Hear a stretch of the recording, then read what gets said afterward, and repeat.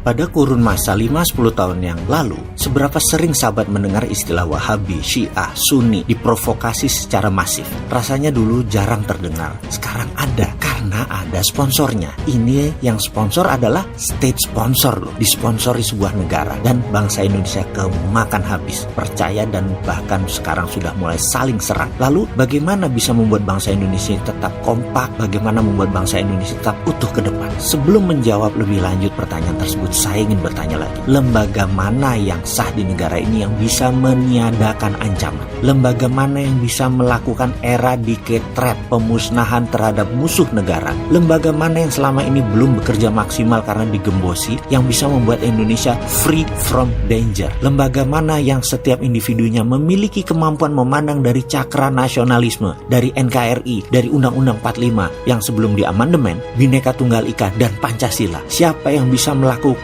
to combat threat terhadap ancaman ideologi, ancaman politik, ancaman ekonomi, ancaman sosial, ancaman pertahanan, dan lain sebagainya? Lembaga mana yang bisa mengantisipasi tindakan berdasarkan laporan, bukan pro justisia, karena memang belum ada dua alat bukti? Siapa yang mendefinisikan nation threat di negara kita ini? Siapa yang menentukan nation interest di hulunya? Lembaga mana yang bisa bergerak berdasarkan state security versus human security? Mana yang harus didahulukan oleh lembaga tersebut? Lembaga mana yang bisa meniadakan ancaman sebelum ancaman tersebut nyata? Legitimate defense adalah hak hidup sebuah negara, di mana dalam Undang-Undang Dasar kita menyatakan negara melindungi segenap bangsa. Dan siapa yang menentukan tactical survival yang memenangkan pertempuran, dan siapa yang melakukan strategical survival yang memenangkan perang? Sahabat bisa menjawab pertanyaan di atas, maka selesai sudah urusan keamanan negara ini. Dan ke depan, pemimpin negara tertinggi sebaiknya menjalankan balance strategic power, keseimbangan kekuatan strategik di setiap alat negara.